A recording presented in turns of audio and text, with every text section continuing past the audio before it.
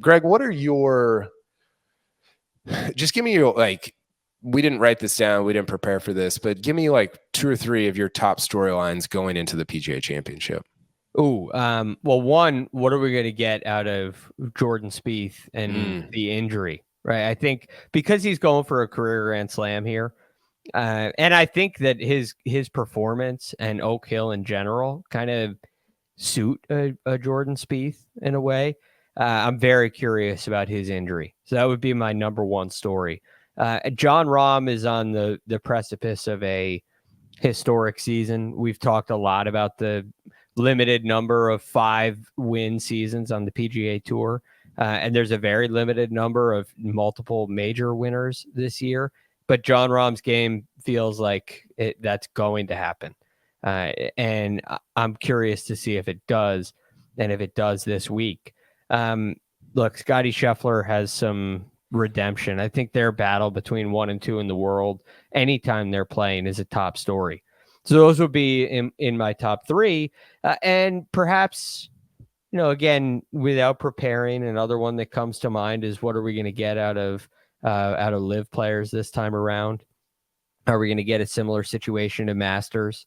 Is a Brooks Koepka ready to go again, duel it up for another PGA?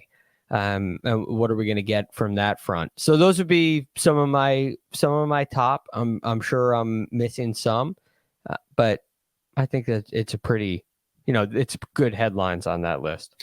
Yeah, there are a lot of headlines, and I think even without, I'm going to throw 3 more at you. I think even without Tiger playing, which you won't be there, obviously, you've got a lot of just interesting storylines, and that's, I don't know, that sounds dumb, but sometimes when Tiger plays, it just sucks up all the other stuff. And so sometimes when he doesn't, it feels like you can kind of pay more attention to the other things that are going on. And I think for me, I mean, I could probably throw like 10 at you off the top of my head, but one of them is just the golf course, Oak Hill. It's so much different than it was 10 years ago. And we talked about Andrew Green's sort of restoration. And, you and I were talking about, I kind of threw Winged Foot at you as a comp in terms of they're different golf courses from what I can tell. I've not been to Oak Hill like I have Winged Foot, but it feels like a major championship where you can kind of bomb and gouge it. Might not be the right way to say it, but with the tree removal, almost bomb and run it up like Bryson did at Winged Foot, and Phil talked about this at Winged Foot. He's like, you have these open fronts into the greens where you can kind of just chunk your second if you're long enough, you can chunk these second shots into these greens and run it up onto the greens. And you've got some greens at Oak Hill where you cannot do that, but a lot of them you can. And so I'm interested to see if we get a major that is similar to what we got in 2020 at Winged Foot. And I think those are some very good points. The one thing about the elevation, or the one thing about the run-ups is the elevation. How severe are those false fronts? Do they do those openings allow for it? Because pretty much every green, it seems like, is elevated. They also have added some runoff areas on the sides, which I don't have a great idea of where those are at this point. But from everything I've read, there's not in the stuff that I've read, there's really no mention of it. But I've heard some conversations about the runoff areas on the side where you have this old school golf course where the greens are elevated and they're built up, and it used to be rough on the sides. And now they're runoff areas, and that makes the ball get really far away from the green and the whole location. So that'll be interesting. But I think your point about the tree removal and the advantage that gives to distance is spot on. That's at least my lean at this point, where you think of Oak Hill in January, and I'm thinking of, Morikawa and Homa, because I'm thinking of, at the same time, Duffner and Furyk. I'm thinking of Tim Clark and Sean McKeel. Accuracy. Almost like a mini U.S. Open. Yeah, exactly. But it doesn't seem like it's going to be that way. I think now it's like more like what the U.S. Open is now, what the PGA is now, where it's, the Gary Woodlands and the Brooks Koepkas and the Bryson DeChambos and the big, heavy hitters seem like they're going to have a big advantage. Doesn't the removal of that, like the cutting down of those green surrounds, doesn't that favor the Morikawas and the Homas and guys like that? It can, but again, here's the thing that sticks out to me. Well, I don't think it favors Morikawa. It might favor somebody who's a little more skilled in their short game. I think it enhances short game skill. Okay. But as far as getting the ball on the green is concerned, that the ability to hit clubs that can get onto the green and stop versus hit clubs where you can maybe get it on the green, and if you do, you can't stop it. That's where that penalty gets even more severe. And that's where the advantage of distance increases even more. Yeah. Where you can fly it onto the green because you're hitting a 9-iron out of the rough. And somebody else, I won't say Morikawa, but let's say, Brendan Todd, because I talked to him about this at Wingfoot. He's hitting a 5-iron, and if he flies it on the front edge, it ain't stopping. Yeah. And now it's rolling off a runoff area. And if he comes up short, hits a 6-iron instead, it's not getting there. Where the bigger hitters, the Rahms and the Schefflers, aren't going to have to deal with that. They're going to be able to land it on there and stop it. So, I mean, everything points to me to height and distance so far.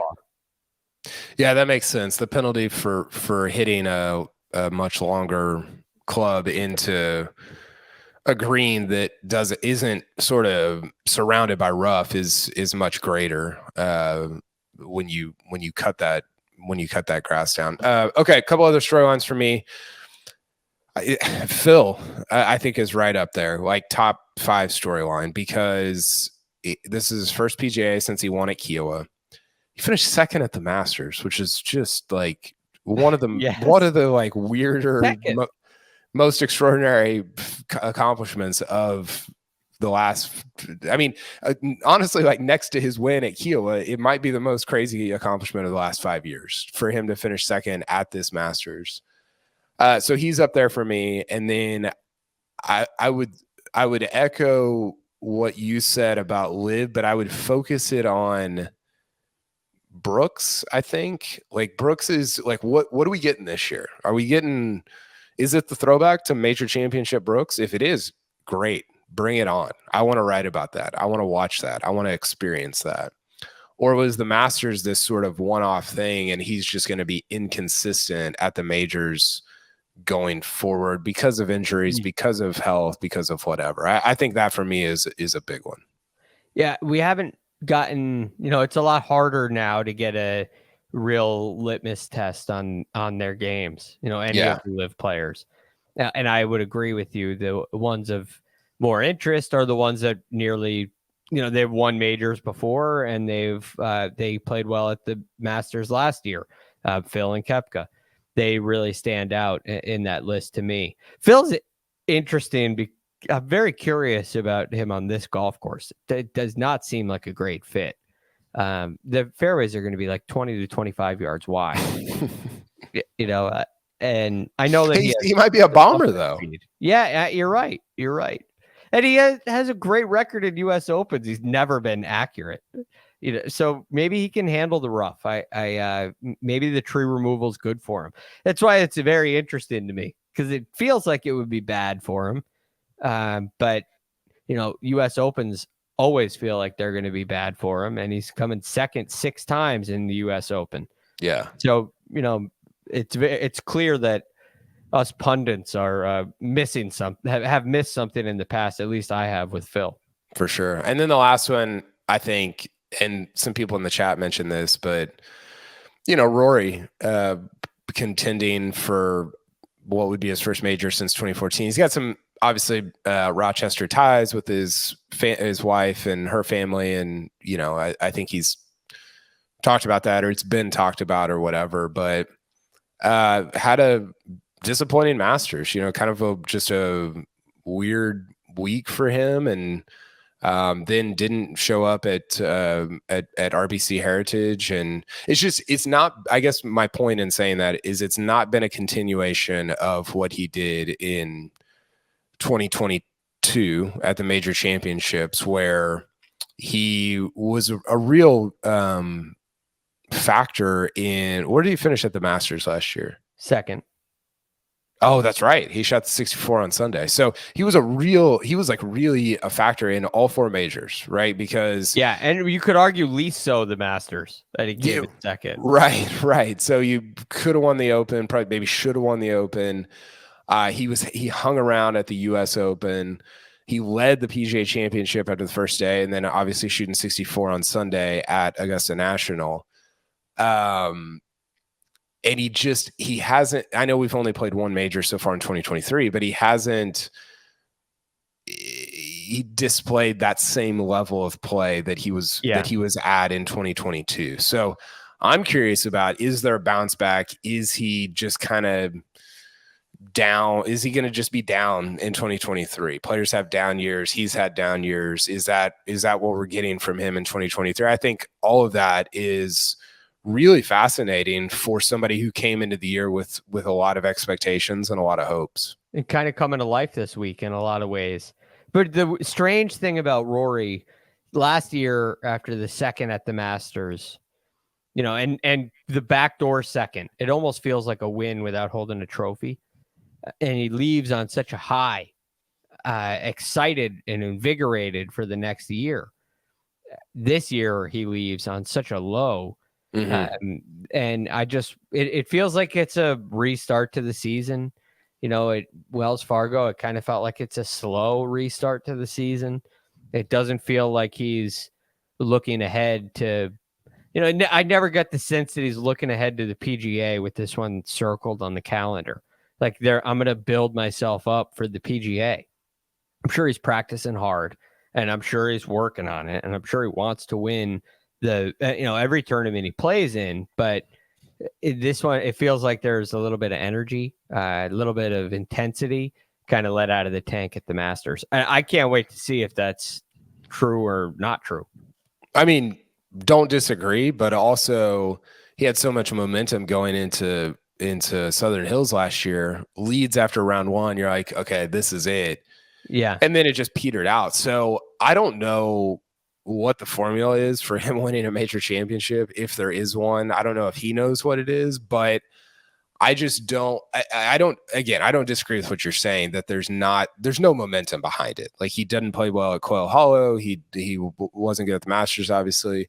So there's no momentum there, but maybe that's the thing, like maybe that's the path to a very real possibility to winning what would be his fifth major championship. So it's going to be a blast. We're going to break it all down throughout the week. We've got a podcast Monday. I think we got podcasts every day next week. I might be wrong about that. I know we've got except Wednesday, I believe. Okay, so Monday, Tuesday. I'm getting out there on Monday night, so I will be doing the podcast from Rochester on Tuesday. Actually, Rick and I believe we'll both be there on Tuesday. So we'll be doing CBS Sports HQ all week from Oak Hill, from the PGA Championship, and it's going to be a blast. I can't wait. Major weeks are always special, and Oak Hill looks amazing. I've not been out there, but the video and the pictures that I've seen look pretty incredible. Yeah, I think you're really going to enjoy it. I've never heard a bad thing about the place, and it seems like everybody's really happy with the restoration as well. So I can't wait to hear your thoughts on it. I can't wait to talk about the PGA all week next week. Yeah, we actually, let's do 1 minute on the betting favorites. I think Rahm is the favorite, 7-1. Scheffler plus 750, Rory 11, and then you get into some of the longer shot favorites, still favorites, but a little bit longer, with JT, Cantlay, and Koepka all at 18. Does anything stick out on this list? I think we had something last year where if Morikawa was at 20, you hit it, right? that was 2021, I think. Okay. Well, hey, he hasn't won in a long time, but it almost feels like you got to hit that. I know the golf course may not seem like the right setup for him, But I'm going to watch the weather I'm going to watch the weather closely. And if it's going to be all right, as we get really close to it and not too cold and not too windy, I may be a little more into Morikawa despite the, that he doesn't fit the course. And then I think Xander and Cantlay are very interesting as well. Are they ready to, step through the door and get their first one? Yeah, I think Day at 20, and then I actually he's not on this list, but Finau at 25, I think is real interesting. Finau's quietly been playing some of the best golf of the year. Now, yeah, can he win a major? I don't know. He's won big events before, not majors, but other big events. So I really like him at 25, especially if it turns into one of those sort of Bethpage-y. It's obviously not as big as Bethpage, but the type of the style that you have to win at a Bethpage, then Finau is going to be a real threat.